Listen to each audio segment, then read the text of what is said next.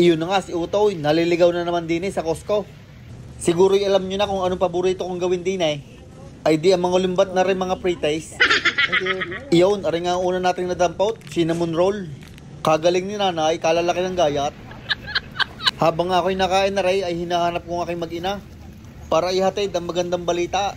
Masarap pa rin cinnamon roll. Uubusin ko na pala rin para ikuha ulit ako ni Mrs. At syempre, kasama din namin ng aming baby Elo. Ay pag hindi walang magbabantay, buti na nga lang at nagmana sa daddy, kabait. Dini nga, sinabi ko na kay Mrs. na mukhang masarap yung cinnamon roll. Kumuha ka ng dalawa at ating titikman. Oh, diga? Natuto na naman kayo ng pinagbabawal na teknik. Ay kasarap naman talaga na rin. May katamisan pero pwede na. Dumaan nga kami din sa isa para silipin.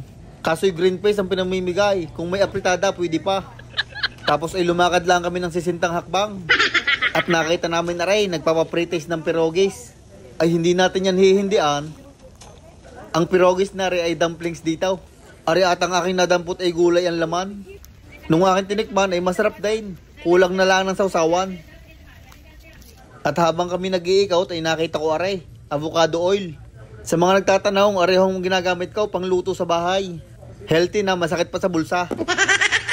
Nag-iikot-ikot nga ako din at baka may makikitang inumin at talagang nakakauhaw na. Ay wala nga kami nakita kaya bumalik na lang kami din Mahaba na nga ang pila din sa Pirogis at Blockbuster Bumiwelta nga lang ako at pumila na din. Narinig ko dun sa akin katabi, masarap daw yung Pirogis, chicken ng laman. Kaya sabi ko, abay, hindi pwedeng hindi titikman iyaw. Iyaw, dagit na naman. Lugi na ang Costco, wala pa ako nabibili, busog na.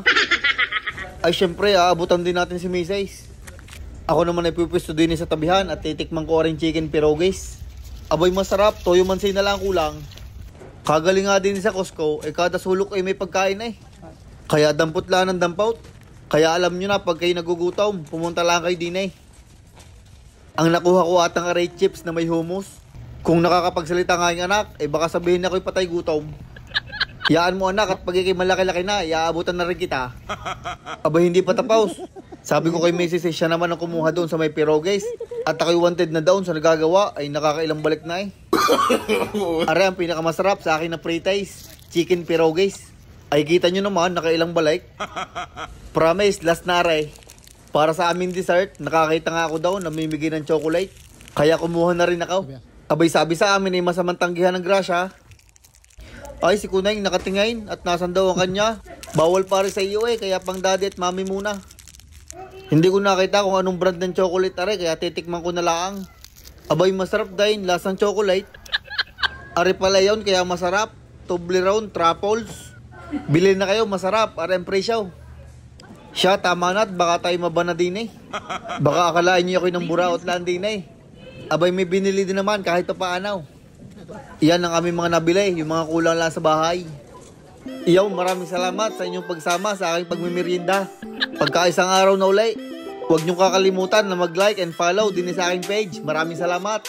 Shoutout nga pala kay Chef Mon ng Mindelo Cape Verde Island, kay Fers ng Naik Cavite, kay James Lloyd Guerra ng Mindoro Calapan, kay Ronzon Diaz ng Cavite, kay Justin Ferrer ng Baler Aurora, kay Chris Baguio ng Cagayan de Oro City, at kay Nestor De Villa ng Saudi. Maraming salamat po mga idol.